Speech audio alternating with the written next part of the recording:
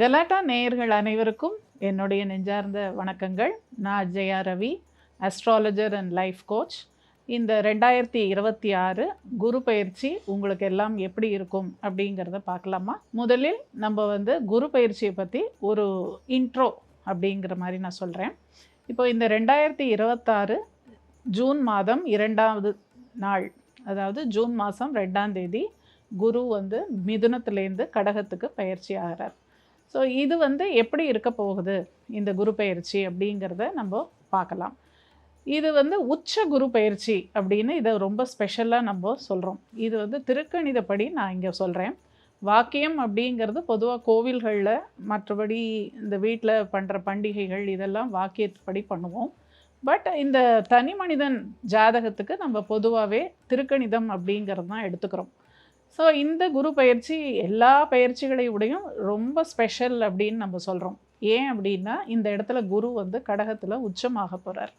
உச்ச குரு அப்படின்னாலே எல்லாருக்கும் நிறைய எதிர்பார்ப்புகள் இருக்கும்.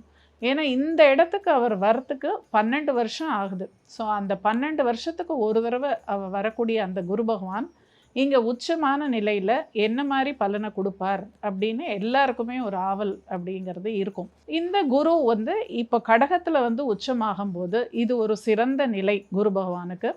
இங்கே பலவிதமான மாற்றங்கள் நடக்கும். அதாவது தனி மனிதன் வாழ்க்கையாக இருந்தாலும் சரி, உலக அளவுலேயும் சரி, நிறைய மாற்றங்கள் அப்படிங்கிறது ஏற்படும். பெரிய டிரான்ஸ்ஃபர்மேஷன் அப்படின்னு சொல்லுவாங்க இல்லையா இங்கிலீஷில், அந்த மாதிரி. ஏன்னா இந்த குரு பகவான் இந்த ராசி சக்கரத்தில் அவர் 9 குடைய பாக்யாதிபதி அப்படின்னு சொல்கிறோம். அவரே 12 குடையவர், அந்த மோட்சஸ்தானத்துக்கும் அவரே அதிபதி. அப்போ அவர் கடகத்தில் உச்சமாகும்போது, கடகம்ங்கிறது நம்மளுடைய இந்த காலச்சக்கரத்தின் 4ஆம் இடம், சுகஸ்தானம் அப்படின்னு சொல்கிறோம். ஸோ அந்த சுகஸ்தானத்தில் அவர் உச்சமடையும் போது கண்டிப்பாக பல நல்ல விஷயங்களை செய்வார் அப்படின்னு ஒரு எதிர்பார்ப்போட நம்ம ஒவ்வொரு ராசிக்கா இப்ப பார்ப்போம். Periyar Maniammai institute of science and technology, Thanjavur. Aerospace engineering with specialization in unmanned aerial vehicle. Summer வந்தாச்சு, எங்க கிட்ட விட்டுருங்க, நாங்க பாத்துக்கிறோம்.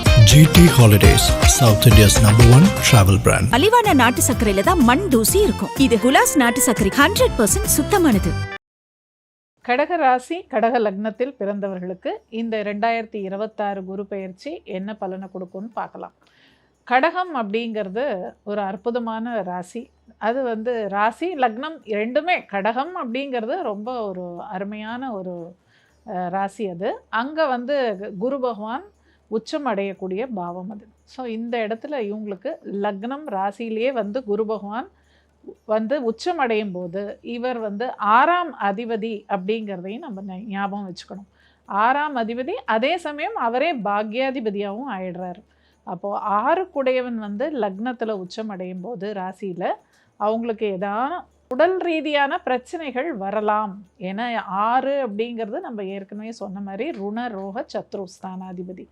அவர் லக்னத்தில் உச்சமாகும்போது சில பிரச்சனைகளை கொடுப்பார். அதுக்கு பயப்பட வேண்டாம். இருந்தாலும் அவங்களுக்கு உச்ச குரு அவர் பாக்யாதிபதியாகி லக்னத்தில் உச்சமடையும் போது அது இன்னும் சிறப்பு. ஏன்னா பாக்யாதிபதி அப்படிங்கிறவர் தான் நமக்கு எல்லா விதமான அதிர்ஷ்டங்களையும் கொடுக்கக்கூடியவர். அந்த அதிர்ஷ்டம், அவரே தகப்பன் ஸ்தானாதிபதியாகவும் ஆயிடுறாரு. அவர் உச்சமடையும் போது இந்த காலம் எப்படி இருக்கும்னா, ஒரு தகப்பனாரை போன்ற பொறுப்பு எடுத்துக்கொண்டு குடும்பத்திற்கு நீங்கள் ஏதேனும் செய்ய வேண்டிய ஒரு சூழல் இருக்கலாம். அதாவது தகப்பனாரே உங்கள் லக்னத்தில் உச்சமாகிற மாதிரி. அப்படிங்கும்போது உங்களுடைய உடன் பிறப்புகளுக்காக, உங்களுடைய கூட பிறந்தவர்கள் இல்லைன்னா உங்கள் குடும்பத்தாருக்கு நீங்கள் ஏதோ ஒரு கடமையை ஆற்றக்கூடிய காலமாக இது இருக்கும். இது சொத்து அந்த மாதிரி விஷயங்களில் ஒரு செட்டில்மெண்ட்டு பண்ணக்கூடிய காலமாக இருக்கலாம். ஏன்னா இது காலச்சக்கரத்தினுடைய 4ஆம் இடம். இங்கே தான் வண்டி, வாகனம், தாயார், சொத்து, கல்வி எல்லாமே இங்கே தான், இந்த கடகத்தில் தான் இருக்குது. அப்போ அந்த மாதிரி ஒரு இடத்துல இந்த பாக்யாதிபதிங்கிற குரு வரும்போது கண்டிப்பாக இது சார்ந்த விஷயங்கள். இப்போது அங்கே கோட்சாரத்தில் புதனும் வருவார், சுக்கிரனும் வருவார். ஸோ எல்லா கிரகங்களும் இந்த குரு பகவான் இருக்கும்போதே கடந்து போகக்கூடிய ஒரு காலமாகத்தான் இருக்கும். அப்போ செவ்வாய் பகவானும் வருவார். அப்போ செவ்வாய் யார் அப்படின்னா, இந்த கடகத்துக்கு பஞ்சமாதிபதி, அவரே 10ஆம் அதிபதியாகவும் ஆயிடுறாரு.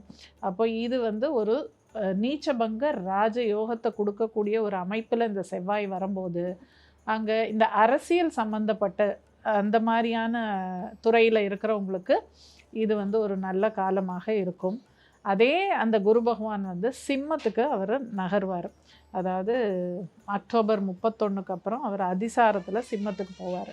அங்கே அவர் வந்து ஒரு 3 மாத காலம் இருக்கும்போது அது இன்னும் சிறப்பாக இருக்கும். இந்த கடக லக்னம் ராசியில் பிறந்தவர்களுக்கு அந்த 6ஆம் அதிபதி வந்து தனஸ்தானத்தில் வந்து உட்காரும்போது கண்டிப்பாக உத்தியோகத்தில் ஒரு ப்ரமோஷனோ இல்லை அவங்களுக்கு வந்து ஒரு எக்ஸ்கலேஷன் சொல்லுவாங்க இல்லையா, அதாவது சம்பள உயர்வு, அப்ரைசல்ஸு, இது மாதிரிலாம் நடக்கும் இல்லையா, அதெல்லாம் வந்து இந்த பீரியடில் அவர் சிம்மத்துக்கு வரும்போது இந்த கடக லக்னம் ராசியில் பிறந்தவர்களுக்கு இது போன்ற ஒரு நல்ல விஷயம் நடக்கும். ஏன்னா அப்போ அவரோட பார்வை சிம்மத்தில் அமர்ந்து அவர் பார்க்கும் பொழுது அவர் 6ஆம் பாவத்தை பார்ப்பார், 8ஆம் பாவத்தையும் பார்ப்பார், 10ஆம் பாவத்தையும் பார்ப்பார். பட் அது வந்து 3 மாத காலம்தான். திரும்ப அவர் வக்கரகதியில் அவர் திரும்ப கடகத்துக்கு தான் போவார்.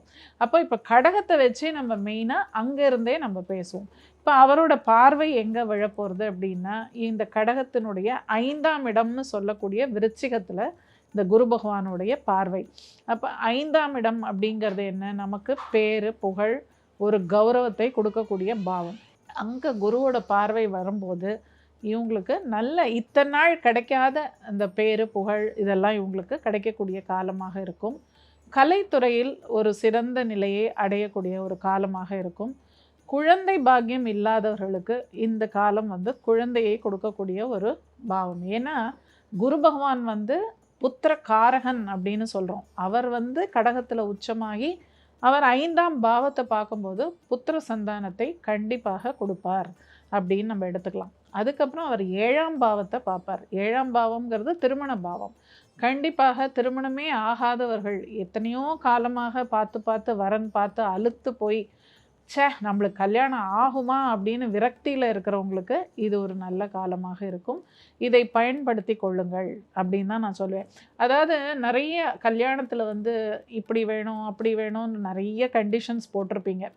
அதாவது உங்களுக்கு சில கண்டிஷன்ஸ்ன்னு சொல்லுவாங்க இல்லையா, இப்படி எனக்கு இந்த மாதிரி மாப்பிள்ளை வேணும், இந்த மாதிரி பொண்ணு வேணும் அப்படின்லாம். அதெல்லாம் வந்து இப்போ தளர்த்துட்டு இப்போ நீங்கள் வந்து ஓரளவுக்கு காம்ப்ரமைஸ் அப்படிங்கிற ஒரு மனநிலைக்கு வந்திருப்பீங்க. கரெக்டாக குரு பகவானும் வந்து அந்த 7ஆம் பாவத்தை பார்க்கும்போது டக்குன்னு உங்களுக்கு கல்யாணம் அமைஞ்சிடும். ஸோ இந்த சந்தர்ப்பத்தை நழுவ விடாதீங்க. அதுக்கப்புறம் அவர் 9ஆம் பாவத்தையும் பார்க்க போகிறாரு. 9ஆம் பாவம் அப்படிங்கிறது என்ன, வெளிநாட்டுக்கு போகிறது, ஆன்மீக பயணங்கள் போகிறது, அதுக்கு உயர்ந்த மனிதர்களுடைய நட்பு, இந்த மாதிரி விஷயங்கள்லாம் கிடைக்கும். மகான்களை தரிசிப்பது, அதாவது ஆன்மீகத்தில் இருக்கிறவங்களுக்கு இது ஒரு நல்ல காலம். இப்போ ரொம்ப நாளாக வந்து சில பேர் வந்து கைலாஷ்க்கு போகணும் அப்படிலாம் ஆசைப்பட்டிருப்பாங்க. அந்த மாதிரியான பயணங்கள் எல்லாம் இப்போ மேற்கொள்ளலாம். அதுலேயும் சனியோட பூச நட்சத்திரத்தில் அவர் ட்ராவல் பண்ணும்போது சனி குரு இந்த காம்பினேஷன் அப்படிங்கிறது எப்போவுமே ரொம்ப சிறப்பான ஒரு காம்பினேஷன். அதுவும் ஆன்மீகத்தில் உயர்நிலைக்கு இது ஒரு சிறப்பாக இருக்கும். ஸோ இந்த மாதிரியான விஷயங்கள்லாம் நீங்கள் இந்த குரு பயிற்சியில் இதெல்லாம் உங்களுக்கு கிடைக்கும் அப்படின்னு சொல்லலாம். இப்போ 6ஆம் அதிபதியாகி அவர் வந்து உங்களுடைய லக்னம் அல்லது ராசியில் அமரும் பொழுது உடல் சார்ந்த விஷயங்கள், அதுலேயும் அந்த கடகம்ங்கிறது வந்து செஸ்ட்டுன்னு சொல்லுவோம் இல்லையா, நம்ம உடல் உறுப்பில் இந்த செஸ்ட் ஏரியாவில் ஒன்று இந்த லங்ஸு இல்லைன்னா அங்கே இருக்கக்கூடிய ஹார்ட்டு, அந்த வயதில் இருப்பவர்களுக்கு நான் சொல்கிறேன், இது எல்லாரும் இதை பார்த்து பயப்பட வேண்டாம். அந்த வயதில் ஒரு கால் உங்களுக்கு மூத்தவர்களாக இருந்து முதியவர்களாக இருந்தால் உங்களுக்கு இந்த மாதிரி ஏரியாஸில் ப்ராப்ளம் வரத்துக்கு வாய்ப்பு உண்டு. ஈவன் லிவர், நம்ம பேங்க்ரியாஸ்னு சொல்கிறோம் இல்லையா, இந்த மாதிரி ஆர்கன்ஸ் எல்லாம் கொஞ்சம் நீங்கள் கேர்ஃபுல்லாக இருக்கணும். ஏன்னா 6ஆம் அதிபதி வந்து உச்சம் பெற்று அவர் இந்த நட்சத்திரங்களில் அவர் ட்ராவல் பண்ணும்போது, பூசம்ங்கிறது ஹார்ட்டு.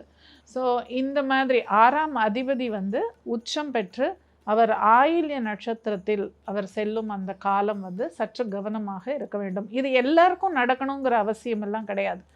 ஏற்கனவே உங்கள் உடம்புல ஏதான இது சார்ந்த பிரச்சனைகள் இருக்குது, ஒரு டயபெட்டிக்காக இருக்கிறவங்களுக்கு இந்த மாதிரி ஏரியாஸில் கொஞ்சம் நீங்கள் கவனம் செலுத்தணும். டயட்டை வந்து ஃபாலோ பண்ணணும், எக்ஸசைஸ் பண்ணணும். இதெல்லாம் வந்து உங்கள் டாக்டர்ஸே உங்களுக்கு சொல்லுவாங்க. இருந்தாலும் இந்த குரு பயிற்சியில் நீங்கள் இன்னும் அதிகமாக கவனம் செலுத்தணும் அப்படிங்கிறத இங்கே வலியுறுத்தி சொல்கிறேன். ஏன்னா அவர் 6ஆம் அதிபதி அப்படிங்கிறது எப்போவுமே நம்ம ஞாபகத்தில் வச்சுக்கணும்.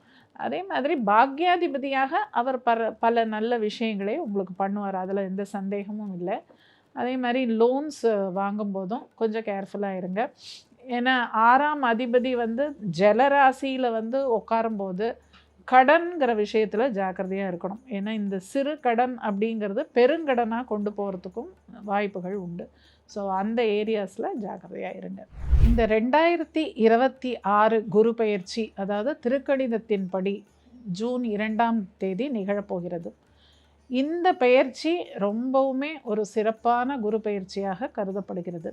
இது ரொம்ப ஸ்பெஷல். ஏன்னா குரு வந்து இந்த இடத்துக்கு வந்து 12 வருஷத்துக்கு ஒரு தடவை தான் வராரு.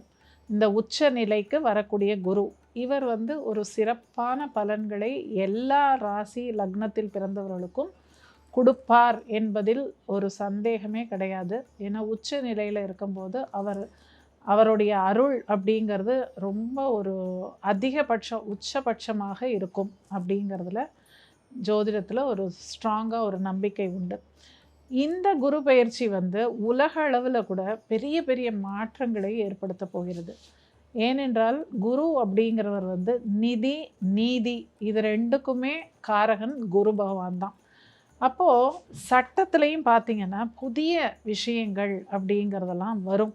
சட்டத்தில் திருத்தங்கள் அப்படிலாம் ஏற்படக்கூடிய ஒரு காலமாக இருக்கும். அதே மாதிரி சட்டத்தில் வந்து பல விஷயங்கள் புதிதாக எழுதப்படக்கூடிய காலமாக இருக்கும். உலக அளவிலே பார்த்திங்கன்னா பல நாடுகளோட ஒற்றுமை அப்படிங்கிறது பலப்படும். நம்ம பாரத தேசத்தை பொறுத்த மட்டும் நமக்கு வந்து இது ஒரு சிறப்பான ஒரு பலனை கொடுக்கக்கூடிய குரு பெயர்ச்சியாக இருக்கும். ஏனென்றால் நம்ம இந்தியாவுக்கு ஒரு ஜாதகம் அப்படின்னு பார்த்தோம் அப்படின்னா, நான் வந்து எப்போவுமே சுதந்திர இந்தியா அப்படிங்கிற ஒரு கண்ணோட்டத்தில் தான் நான் எடுத்துப்பேன். ஸோ சுதந்திர இந்தியா அப்படின்னு எடுக்கும்போது ரிஷபம் தான் நமக்கு லக்னம். பொதுவாக இந்தியாவுடைய லக்னம் வந்து மகரம்னு சொல்லுவாங்க.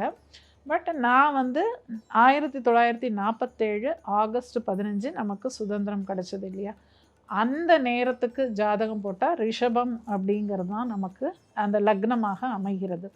ஸோ அதுக்கு பார்க்கும்போது இந்த குரு பயிற்சி கண்டிப்பாக நம்ம பாரத தேசத்திற்கு ஒரு நல்ல பலனை கொடுக்கும் அப்படிங்கிறத நான் நம்புகிறேன். அதுலேயும் அந்த சனியுடைய பூச நட்சத்திரத்தில் குரு பகவான் சஞ்சாரம் செய்யும் பொழுது நம்ம பாரத தேசத்திற்கு அது வந்து 9-10 சனி பகவான் தர்ம கர்மாதிபதினு சொல்லக்கூடிய சனி பகவானுடைய நட்சத்திரத்தில் அவர் செல்லும் பொழுது புதிய சட்ட சீர்திருத்தங்கள் அப்படிங்கிற விஷயம்லாம் வரும். சட்டம் ஒழுங்கு அப்படிங்கிற விஷயத்தில் நிறைய மாற்றங்கள் வரும். பெரிய பெரிய டிரான்ஸ்ஃபர்மேஷன்ஸ் அப்படிலாம் நடக்கும். உலக நாடுகளுக்கு மத்தியில் இந்தியாவுக்கு ஒரு தனி பெருமை அப்படிங்கிறது கிடைக்கும். நம்ம தேசத்தை பொறுத்த மட்டும் இது ஒரு பாசிட்டிவான குரு பெயர்ச்சி அப்படின்னு எடுத்துக்கலாம். அதே மாதிரி சுபிக்ஷம் வளம் அப்படின்னு எடுக்கும்போது விவசாயத்துறையாகட்டும் இல்லை மற்ற துறைகள் கூட, தங்கம், இப்போ குரு அப்படின்னு வந்தாலே அவர் தங்கத்துக்கு அதிபதி, காரகன் அப்படின்னு சொல்கிறோம். அப்போ தங்கமோட விலையெல்லாம் இப்போ எங்கேயோ போயிடுச்சு, நமக்கு தெரியும் இல்லையா. அந்த நிலையிலேருந்து கொஞ்சம் சில மாற்றங்கள்லாம் வரும் நமக்கு. அதாவது இந்த உச்சபட்ச கட்டத்தில் போய் தங்கம் விலையெல்லாம் இப்போ இருக்குது. அதுலேருந்து கொஞ்சம் விலை கொஞ்சம் இறங்கிறதுக்கு வாய்ப்புகள் உண்டு. ரொம்ப அப்படியே டிராஸ்டிக்காக விலை குறையும் அப்படின்லாம் நான் சொல்ல வரல. பட் நிச்சயமாக அதில் ஒரு மாற்றம் வரும். அதே மாதிரி தங்கம் மற்றும் அல்லாமல் மற்ற உலோகங்கள் அது மாதிரியான விஷயங்களும் விலை குறைப்பு அந்த மாதிரியான ஒரு விஷயங்களும் நடக்கும். ஸோ மொத்தத்தில் இது வந்து ஒரு சாதகமான குரு பெயர்ச்சியாக அனைவருக்கும் அமையும் அப்படிங்கிறதுல எந்த மாற்று கருத்தும் இல்லை. இப்போ இந்த உச்சமான குரு இந்த கடகத்தில் வந்து அவர் சஞ்சாரம் செய்யும் பொழுது இதை ரொம்ப ஒரு வசதியாக சொல்கிறாங்க.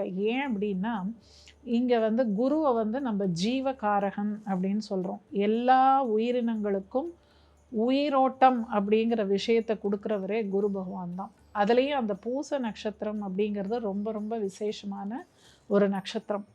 அதாவது மகான்கள், பெரிய பெரிய மகான்கள் எல்லாம் பிறந்தது இந்த பூச நட்சத்திரத்தில் தான். அதே மாதிரி பெரிய பெரிய மகான்கள்லாம் ஜீவ சமாதி அடைஞ்ச நட்சத்திரமும் பார்த்திங்கன்னா மோஸ்ட்லி இந்த பூச நட்சத்திரத்தில் தான் ஜீவ சமாதி ஆயிருப்பாங்க. ஸோ அப்படிப்பட்ட ஒரு பூச நட்சத்திரத்தில் இந்த குரு பகவான் ஒரு சுப கிரகமாகி அவர் சஞ்சாரம் செய்யும் பொழுது இது எல்லாருக்கும் நன்மையை கொடுக்கும் அப்படிங்கிற ஒரு நம்பிக்கையில் சொல்கிறேன். என்னென்னா, மகான்களை போய் தரிசிங்க.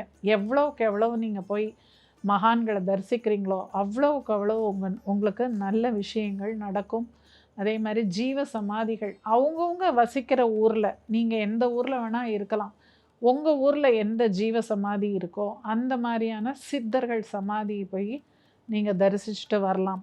அவங்கள்ட்ட போய் பிரார்த்தனை பண்ணலாம், போய் தியானம் பண்ணுங்கள். போய் 10 நிமிஷம் உட்கார்ந்தாலும் தியானம் பண்ணுங்கள். ஆத்மார்த்தமாக அந்த மகான்களோட நீங்கள் உங்கள் மனசை விட்டு பேசலாம். பேசும்போது அவங்களுக்கெல்லாம் மரணம் அப்படிங்கிறதே கிடையாது. ஏன்னா இந்த மகான்கள் சித்தர்களுக்கெல்லாம் அவங்களாம் இம்மார்ட்டல் சோல்ஸ் அப்படின்னு சொல்லுவாங்க. அவங்களுக்கு மரணம் என்பதே கிடையாது.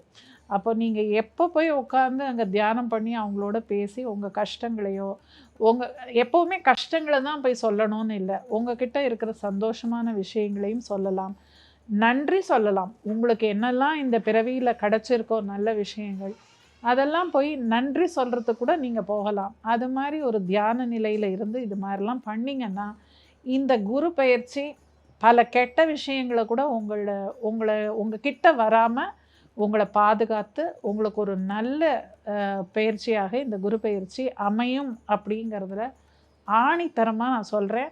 தயவு செஞ்சு எல்லாருமே இதை பண்ணுங்கள். கோவில்களுக்கும் போங்க, நான் வேண்டாம்னு சொல்லலை. கோவில்களுக்கு போகிறத விட இந்த ஜீவ சமாதிகளுக்கு போகும்போது அந்த மகான்கள் எழுந்து உங்களை ஆசீர்வதிப்பாங்க. அந்த அளவுக்கு இது ஒரு முக்கியமான ஒரு குரு பயிற்சி அப்படிங்கிறத இங்கே வலியுறுத்தி சொல்கிறேன். எல்லோரும் கடைப்பிடியுங்கள். எல்லோரும் இன்புற்று வாழ வேண்டும் என்று வாழ்த்தி வணங்குகிறேன். Periyar Maniammai Institute of Science and Technology, Tanjavur. Aerospace Engineering with specialization in unmanned aerial vehicle. Summer வந்தாச்சு, எங்க கிட்ட விட்டுருங்க, நாங்க பாத்துக்கிறோம். GT Holidays, South India's #1 travel brand. மலிவான நாட்டு சர்க்கரையில தான் மண் தூசி இருக்கும். இது குலாஸ் நாட்டு சர்க்கரை 100% சுத்தமானது.